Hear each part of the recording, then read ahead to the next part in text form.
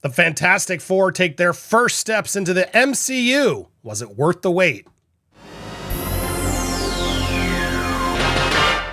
Yes and no. I'm Andy Signor. Welcome to Movie World Plus, a place where we talk movies. And yep, I'm here to review The Fantastic Four First Steps, which, look, I liked. I liked this movie. I did. Overall, I had fun with this movie. But again, like Superman, it just left something to be desired. I had issues. But overall, I think I liked this more than Superman, and I want to break down my thoughts. I assume now that I'm late with my review, apologies. I was out this week, I missed screening, and I'm a little under the weather, so if I seem a little out of it or not even fully clear as I am right now, that's why I'm on some cold medicine. But I wanted to do this before it was too late, and I wanted to share my thoughts because it is a big movie of the summer, and I've been looking forward to it. And overall, I did like it. But I assume a lot of you already watched it. Let me give you sort of a broad review for those who haven't seen it, and then we'll talk a little bit more into the plot line, a little bit more spoilery for those of you who have, since it's been out for now the weekend. Overall, non-spoilers to start, so I'll warn you when we get to spoilers if you need to tune out. Overall, I liked it. I did enjoy the time period, sort of new world that we're in. Marvel chose to make it clear to the audience, wisely, because they kind of had to. We're restarting. You don't need to know all the other previous insane amounts of movies and Disney Plus shows. Just come watch this movie. It's fun. And I would say, yeah, that's true. But they also don't tell you the origin story, which us nerds know.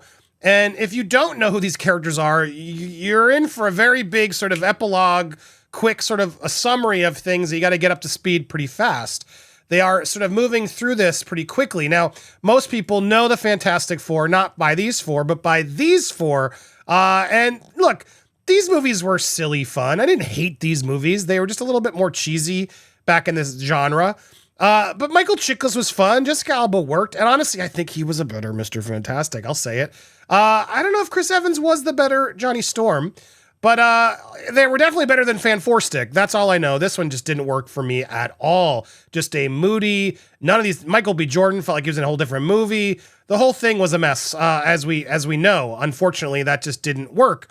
But this foursome, for the most part, I would say 3 out of 4. 3 out of 4 work. I want to break it all down. My biggest look. I love the look. I love tonally the look, the cars, the effects. It does feel like a sort of Jetsons movie, like in the future, but also retro in its own way, where it's like it's a retro movie, but then the technology is so futuristic. It's a kind of at times a little weird. You're like, well, wait, are we in the past? Are we in the future? What's going on? But they sort of set all this on the shoulders of Reed Richards, played by Pedro Pascal, as really the most, smartest person in the world. Which he is from the comics, and his intellect is what that's his superpower, aside from stretchiness, which the movie, I think, wisely also didn't overdo, because it is a little silly. His brain is his superpower. And, that burdens is a massive burden, because he has to deal sometimes with the consequences of what he's got to do. And that pressure weighs on his shoulders a lot. But you wouldn't tell it from the marketing materials, which show him with a smile and seems like a good, another smirky, quirky, or it's a quippy is the word I'm trying to say, Marvel hero. But instead we get a lot of this. Very dour, very serious, very depressed Pedro Pascal. I gotta say it, and I'm not a Pedro Pascal hater by any stretch. I liked him in The Mandalorian, a lot of movies. He's gotten a lot of big projects, and I'm not a hater of his. Personally, I might have some interest, not agree with some of his choices and things, but from an actor standpoint, I've liked him. But I think he was miscast in this. I do think there's some Pedro Pascal fatigue. He's like in everything, it seems like. And this was one where I feel like he was the one who they got as sort of the star for this, which a lot of fans were excited about at the time. But I think they made a mistake, and they could have found somebody else to really lead this group. Now, the cast loves him. He's a likable guy to them, and in Hollywood, it seems. But for some reason, he's just out. I hope he can find more of a way of just a little bit more nuance of, yes, I get it. He's got a lot on his shoulders. He's going to deal with that. He's the smartest person in the world, and that comes with its own burden. But my God, just give me a little bit. Don't be so... Oh, he's so depressed all the time. It took me out of it. Give him some Prozac for Doomsday, please. Something. Zoloft, anything to make him a little less dour the whole damn movie. He played the weakest for me out of all of them, because they're all facing their own hurdles. And on the other side of the coin, Vanessa Kirby steps up tremendously. She, to me, was a big standout. She was wonderful as Sue Storm. She really is the leader. If you really look at it, even more so than Reed, she gets to step up in a moment of the film. And I gotta say that there's that big moment sort of in the third act where she steps up, and I bought it. Again, due to the plot line, everything that's going on, she sold what could seem like a silly moment, and she really makes it work. And then you get Ben Grimm from The Bear. It's his boss, Ebon Moss-Bachrach. I gotta learn how to say this guy's name because I like him a lot. He's great in The Bear, and man, he really brings Ben Grimm to life. The Thing. I didn't love the beard. What was with the beard they gave him? Sorry, I'm getting into some spoiler parts. I'll come back. Anyway, we'll talk about that in a second. But overall, you feel for him. He's a likable guy. He was a likable guy, and now he's stuck as this rock monster. And they didn't go as heavy as Michael Chiklis did in previous movies. They might get there later. But you get a little bit of him, and you get to still feel like he's a loving guy, but he's stuck in this, and he's trying to be the best with his family. And then you get Johnny Storm, played by Joseph Quinn, Stranger Things fame, and he's very likable. He's very likable, comes together well, heartthrob, but also, brother, and really stepping up for the team. He's not given a ton to do. He does sort of get to deal with Silver Surfer, who I'll be honest, I liked. I liked her. She did great in this. She's from Ozark. Julia Garner. Julia Garner. I'm a fan of her, the actress. And the effects look way better. Some of the trailers didn't look fully rendered. It looked way better in this. And I thought she was really good. Her plot point, her storyline worked for me. I liked it. She's, we'll get a little bit more spoilers in a second, but I liked it. And then you got Galactus, who I thought, given how tough of a character Galactus is to pull off, they did it. They all pulled it off. I got to say, overall, I was impressed. It was a Fantastic Four movie. It worked a lot, better than the previous two Fantastic Four movies. But was it the best Fantastic Four movie ever? Dare I say, it's not. It's not the best Fantastic Four movie. There's one that's way better, still to this day. And that's The Incredibles. Now, I know, technically, Andy, that's not a Fantastic Four, but it kind of is. Brad Bird clearly took inspiration from Fantastic Four and a lot of other heroes and sort of rejiggered into this family, which was The Incredibles.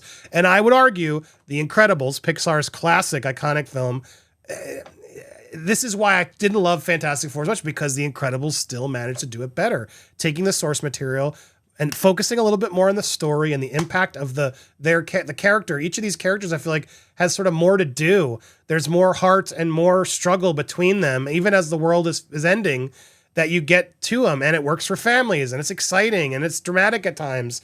The Incredibles pulled off, to me, a better storyline than Marvel did. I'll be honest. There's a lot of saving the earth and trying to fit in the cameos, and that's the problem with Marvel nowadays.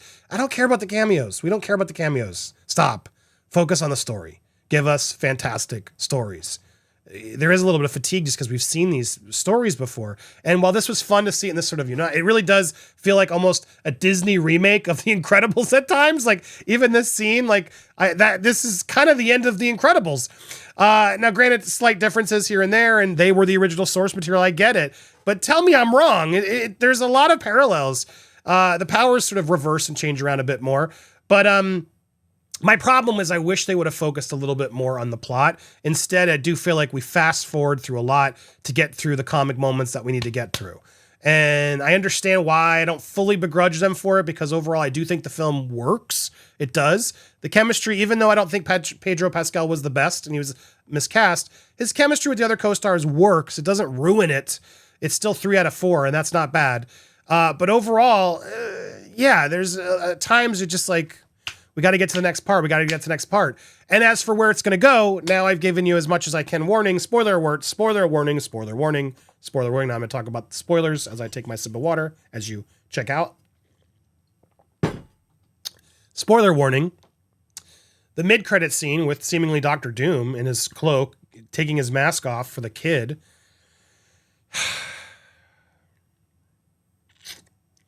I'm worried. I'm worried.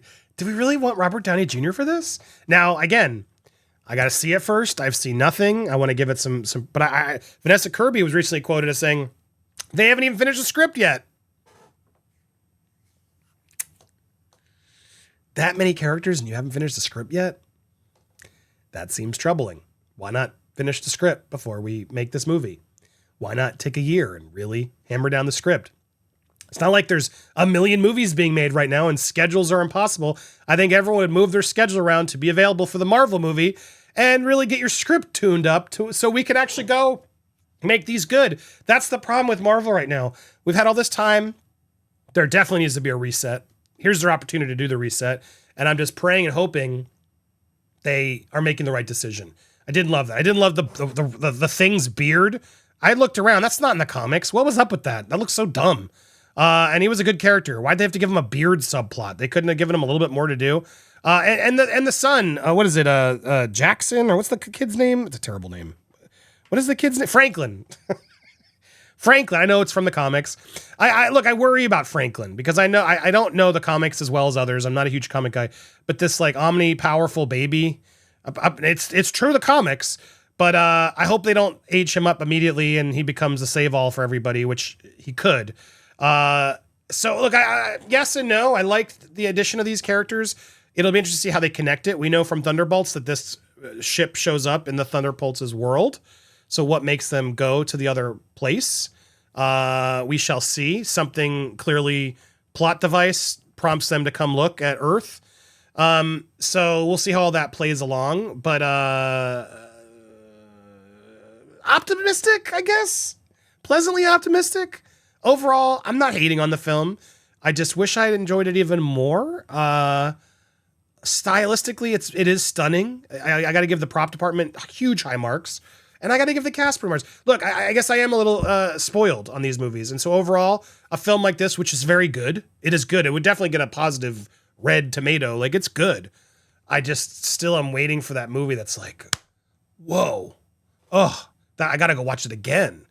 And I don't know, movies these days, I go back and rewatch old movies instead of rewatching these movies. There's no feel. I know, am I the only one? I don't feel an immediate need to go rewatch this or Superman. I don't. And as a kid, when I watched, big blockbuster summer movies, like I would feel I gotta go watch Batman Begins again. Even I gotta go watch Civil War again, Winter Soldier again, Iron Man again. I don't have that feeling with this one, sadly. I probably would if it was in the background. I would tune in again to this one. So it's still slightly, but I'm still like on that. I just wanted it to be. I really wanted to come out like, oh my god, this was amazing, and it was good. It was good. I think I liked it better than Superman. Slight edge to Fantastic Four versus Superman, but they're pretty close. Neither one was like, that was amazing. And that's my bummer with both of these movies. Big, huge money where all the money's going towards the future movies. And both of these are, yeah, they're fun. But again, like the age of streaming content and movies we have now, immediately forgettable. Am I alone? You guys all saw it. What'd you think? Are you excited for the future? Are you worried about Doomsday? Are you excited for Doomsday? Let me know. All I know is that Avatar trailer did not impress me. I'm like, okay, didn't we see this movie already? There was an intrigue before, but Fire and Ash, the trailer, I'm like, we kind of saw all this before. It looks like another long version of part 2. Will that do as well? We shall see. Never doubt James Cameron. Let me know your thoughts down below, and stay tuned. I got my Happy Gilmore 2 review coming up next. I think that one's going to surprise you.